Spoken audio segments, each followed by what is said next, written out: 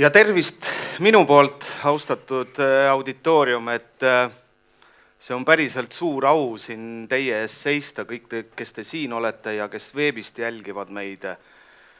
Minu jaoks on see päriselt selline esimene kord ja võimalus, kui mind sellisele auväärt rahvusvahelisele ajalookonverentsile kutsuti, et suur tänu korraldajatele ja Narva Muuseumi liidrile Mariale, et olen täitsa elevil. Aga nagu siin esitleti, et räägin Maksu- ja Tolliameti rollist ja meie panusest järelevalves ja eriti, mis puudutab kultuuriväärtuste salakaubavedu, et meie jaoks on see päriselt üks oluline osa tööst. Ma räägin natuke juurde laiemalt, millega Maksu- ja Tolliamet tegeleb, enne kui me vaatame mõnda huvitavat avastust, mis puudutab just kultuuriväärtuste salakaubavedu. Ja väga olulised asjad on iga ameti jaoks on ju missioon ja visioon, eks ju, ja ka Maksu- ja Tolliameti missioon on tõhus maksu kogumine ning riigi majanduskeskkonna ja ühiskonna kaitse. Ja mina Narva tollipunkti inimese või juhina siis esindan seda ühiskonna kaitse poolt siin praegu konverentsil. Lähtuvalt oma ülesannetest siis kogume kokku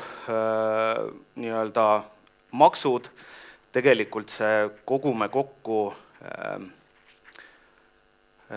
sõna on, ta küll sobib, aga meie eesmärk, et meie maksusüsteem oleks nii lihtne, et inimesed maksaks hea meelega ja ettevõtted oma maksud ja õigeaegselt ja see oleks hästi lihtne.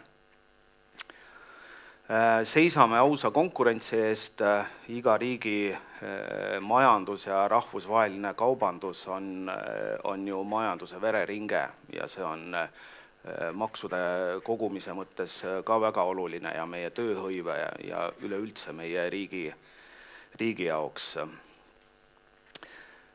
Siis üks Maksu- ja Tolliameti selge prioriteet on rakendada sanktsioone edukalt. Euroopa Komisjon on kehtestanud seoses Venemaa sõjalise agressiooniga Ukraina vastu sanktsioonid ja Maksu- ja Tolliamet ja ka teised tolliadministratsioonid Euroopa Liidu riikides, millel on välispiir Venemaaga, me tegeleme sanktsioonide jõustamise järelevalvega.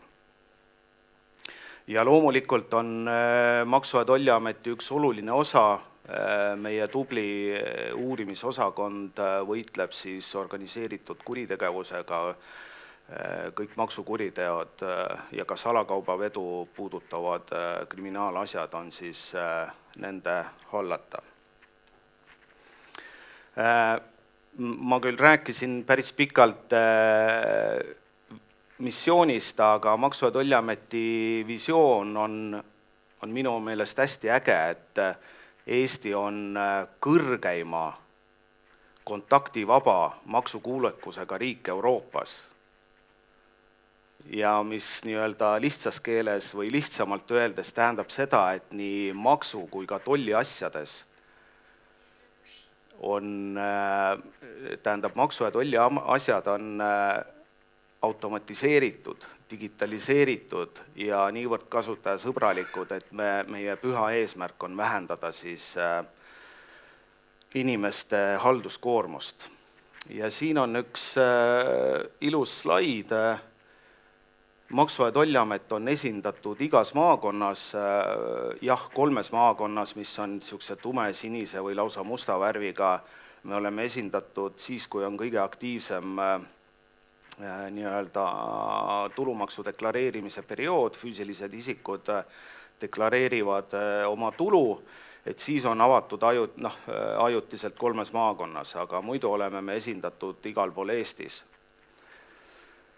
Ja minu jaoks oluline töölõik on ju välispiir ja järelevalve, et siis meil on 3 suurt maismaa piiripunkti Eesti ja Venemaa vahel, see on Narva, Luhamaa ja Koidula, Luhamaa, Koidula siin all, mis on avatud nüüd mitte enam 24/7, aga ikkagi näiteks Narva on 16 tundi ööpäeva jooksul avatud ja toll, piirivalve ja Põllumajandus- ja Toiduamet teeme seal õlg õla kõrval koostööd. Mis on siis Eesti tollipädevus, et kunagi ammu üks minister, ma ei hakka nime ütlema, külastas Narva tollipunkti ja kui ma küsisin, et mida ta teab tollist, siis tema vastus oli, et toll tegeleb siin kütuse väljapumpamisega, et seda oli ühest küljest kurb kuulda, aga teisest küljest ega ei peagi kõik teadma ja meie roll on ka läbi kommunikatsiooni viia seda teadvust, et millega me tegeleme. Et me ei tegele ainult salasigarettidega või salakütusega, vaid meie ampluaa on palju laiem ja palju olulisem.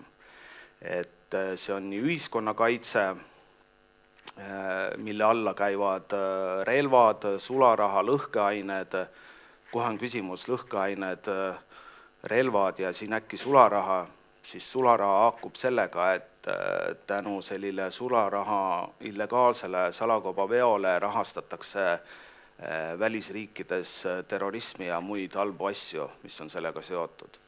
Majanduskaitse väga oluline, siin on esimese punktina sanktsioonide järelevalve ära toodud ja teise punktina kultuuriväärtused. Aga kuidas ka need kaks nii-öelda järelevalvelist eesmärki haakuvad, et seda ma räägin teile natuke hiljem.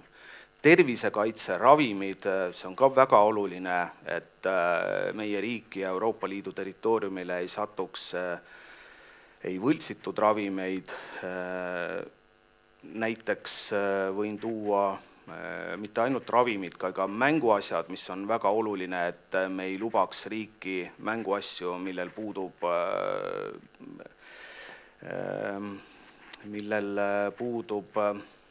kvaliteedi, mis pole läbinud kvaliteedikontrolli ja on meie lastele ohtlikud, siis elusloomad, toidukaubad, teatavasti näiteks piima ja liha ei tohi üle piiri tuua.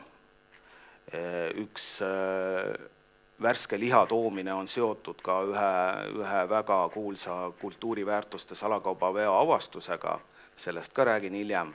Et ühesõnaga, meie roll on hästi-hästi lai ja ma olen uhke, et ma töötan Maksu- ja Tolliametis just tolli valdkonnas.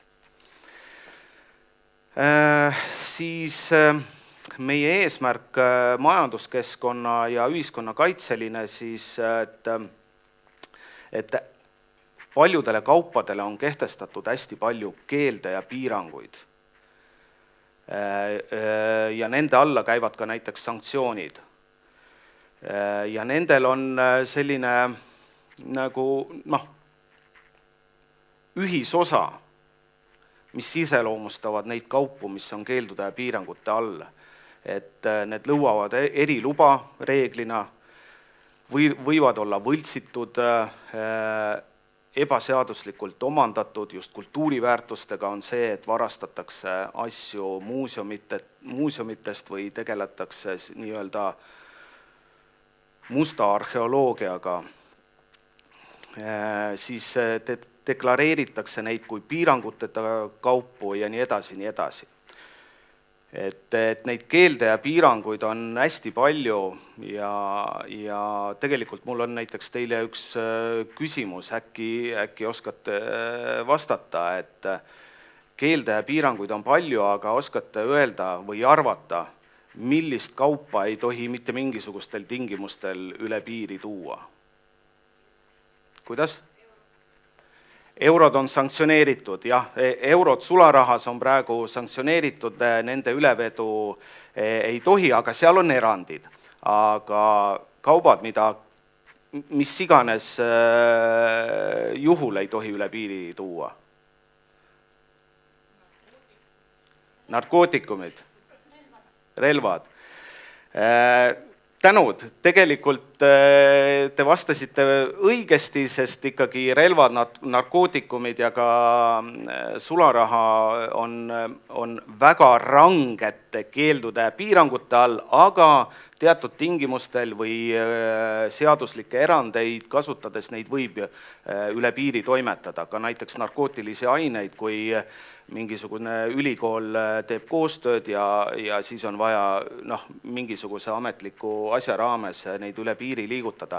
Aga see küsimus, kui mind kunagi 20 aastat tagasi värvati tolli, siis mulle esitati sama küsimus ja ma vastasin ka umbes nagu teie vastasite, aga tegelikult on lihtne, et intellektuaalset omandit rikkuvad kaubad, ehk kõik võltsitud kaubad, neid ei tohi mitte mingil juhul üle ja teine kaubagrupp on minu meelest kõige tõsisem siis kõik, mis on seotud alaealiste pornograafiaga. Et need on kaks asja, et kui te ei saa nende puhul kellegi käest mingit luba ega piirangut kogu sellisest, et üle piiri viia. Aga see oli lihtsalt siuke väike kõrvalpõige, et natuke seda tollitööd tunnetaksite, et siin on eraldi slaidi peal välja toodud sanktsioonide rakendamine ja miks ma selle välja tõin, kuna igas riigis on kultuuriväärtuste kvalifikatsioon erinev. Iga riik peab mingisuguseid asju või mingisugusest ajast või mingisugustel tingimustel erinevalt hindab oma kas või näiteks siseriiklikke kultuuriväärtusi. Aga sanktsioneeritud on praegu vastavalt määrusele Eesti tollitariifistiku kaubagrupp 97 ja siis selles kaubagruppi on kunstiteosed, kollektsiooniobjektid ja antiikesemed ja loomulikult ka kultuuriväärtused. Et see on oluliselt ka tõstnud seda järelevalve fookust meil piiril, ja aidanud meil seda järelevalvet teostada. Et siin on ilusti välja toodud, et mis on need Eesti tollitariifistiku järgi selleks kaubagruppi, mis selle alla lähevad, et maalid, joonistused, pastellid, üle 100 aasta vanused, antiikesemed ja nii edasi. Et teie kui spetsialistid teate väga hästi, et kõik nendest asjadest ei ole alati kultuuriväärtused. Ka meie piiril oleme avastanud erinevaid asju ja lõpuks, kui oleme päritoluriiki teinud päringu, siis saanud vastuse, et see on küll ajalooline, tal ongi antiikese, aga sellist kultuuriväärtusena ta ei kvalifitseeru ja siis me oleme kas menetlenud teise paragrahvi järgi seda salakaubavedu või siis kuni tagastamiseni välja. Õigusaktidest, et kindlasti ei ole minu eesmärk teile ette lugeda või öelda, et täpselt neid õigusakte ja ka vastutust, sellepärast, et neid on tohutult palju. Ainuüksi näiteks keelde ja piiranguid reguleerib circa 350 õigusakti, nii siseriiklikke kui rahvusvahelisi.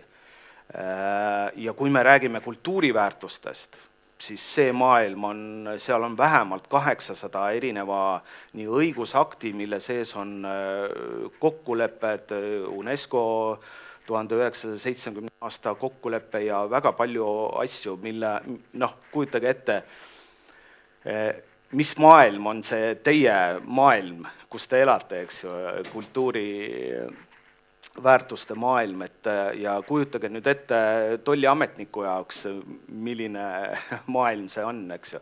Aga meie jaoks me ei peagi teadma täpselt kõiki neid õigusakte, et see ei ole võimalik, et meie ei pea, ei ole arvuti, tolliinspektorid on väga tublid ja väljaõppe saanud ja oma kogemuse, nendel peab mingisuguse indikaatori alusel lihtsalt tuluke põlema minna.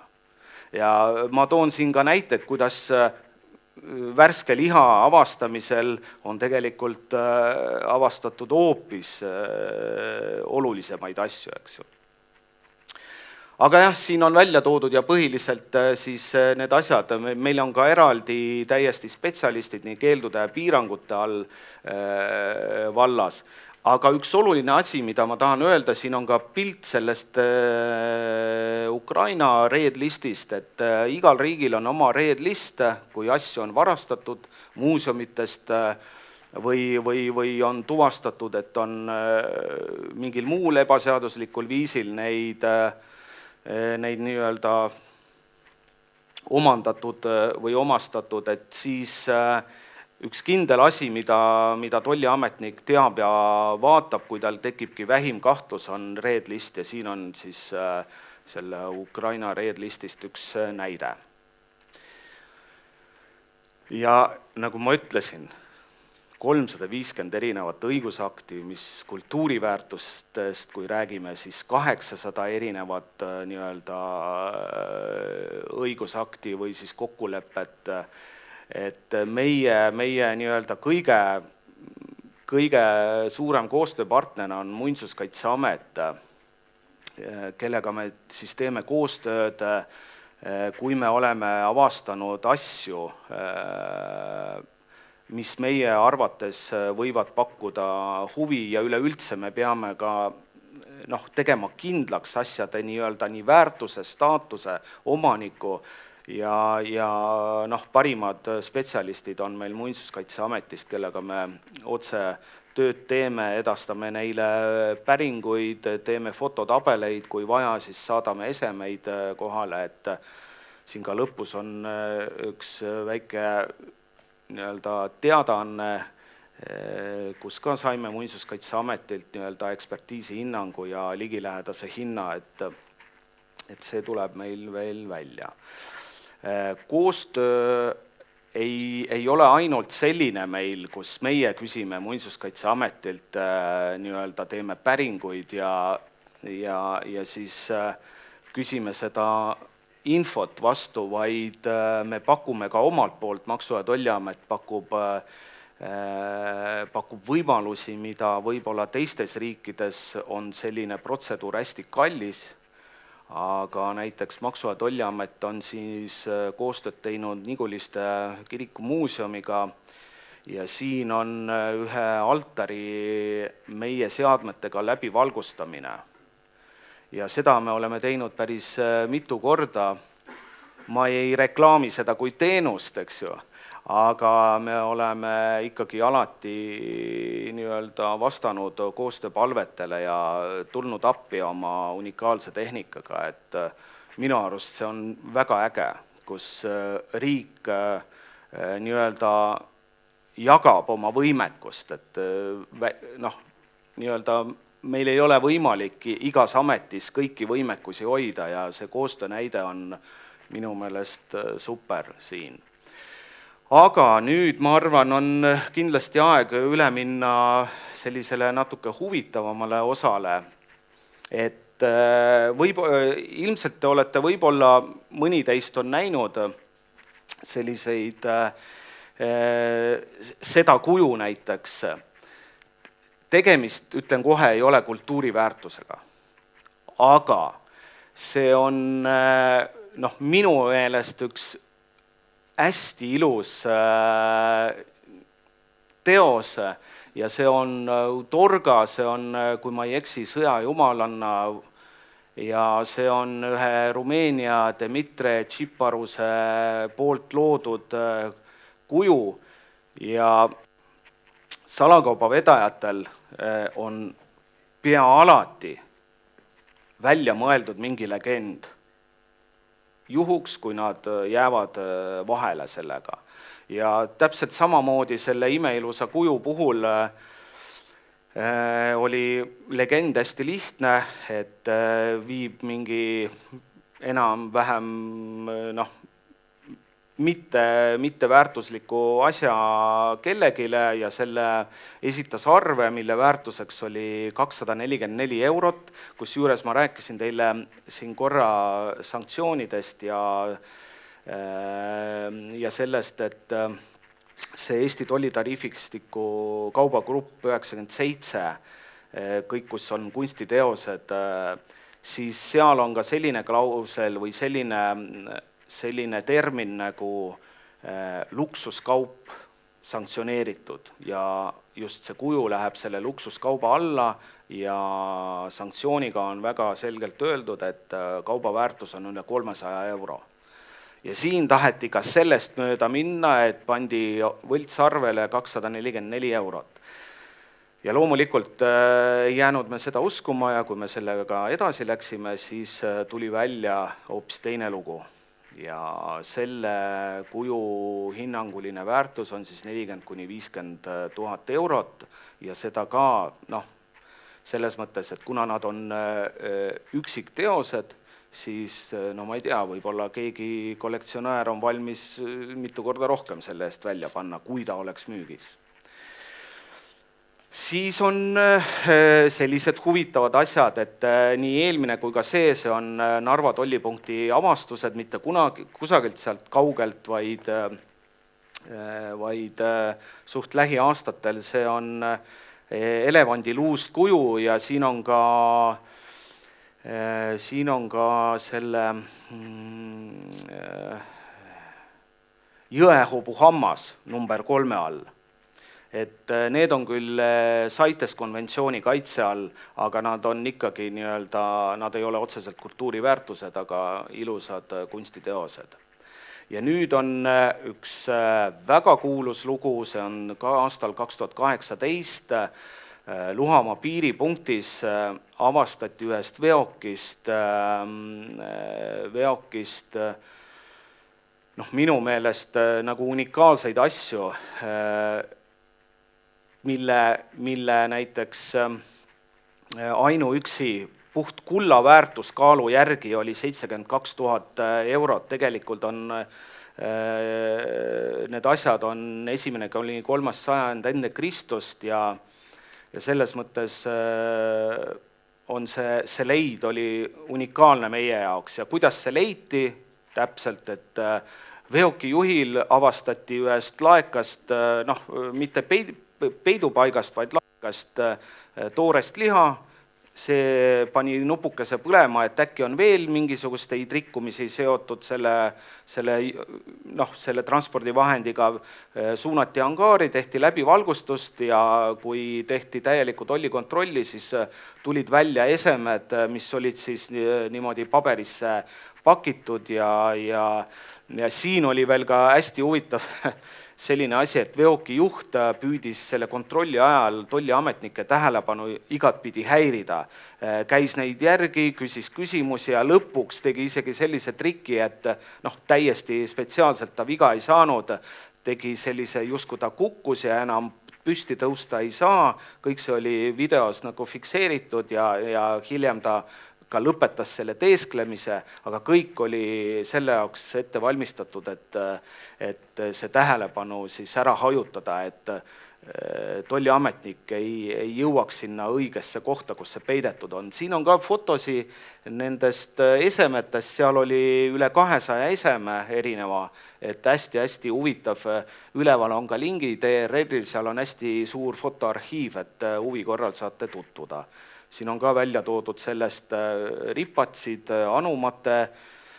Alguses arvasin, et see on katkine anuma, aga tundub, et ei ole, et siin on hästi, selles mõttes see on mingi nii-öelda tehtud, mitte katki tehtud, vaid mingi muu ese, eks ju.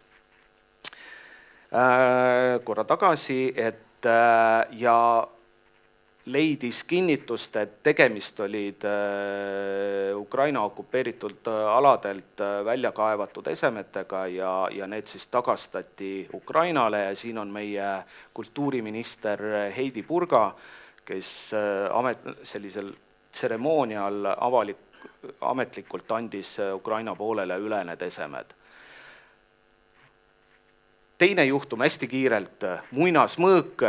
Selle juhtumi puhul oli siin ilmselt ka konverentsi materjalides oli see selline poolkoomiline pealkiri, aga täpselt see nii oli.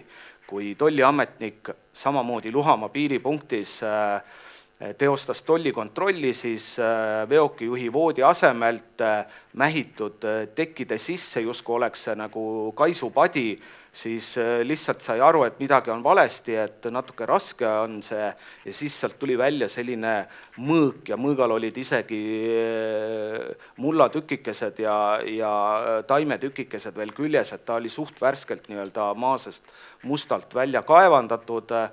Siin on välja toodud ka ornament, mis siia oli mõõga peale nii-öelda meistri poolt tehtud, et selles mõttes hästi huvitav. Ja mis kõige tähtsam, selle loo üks huvitav seik oli see, et kuna me avastuse käigus ei õnnestunud tuvastada, kus, mis ja kuhu, siis esmane nii-öelda meie järgnev toiming oleks olnud vastavalt sellele samale UNESCO konventsioonile selle mõõga üleandmine siis riiki, kus ta tuli meile, ehk siis Vene poole peale. Aga sellest mõõgast tehti üks lugu ja seda lugu on üks inimene Ukrainast, kes tundis ära, et see on see sama mõõk, mida ta oli just äsja näinud seal nii-öelda Ukraina avarustes e-keskkonnas ja see tõendati ära ja täpselt samamoodi anti see mõõk üle siis Ukraina poolele. Nii et suur tänu teile kuulamist ja ma olen valmis vastama teie küsimustele.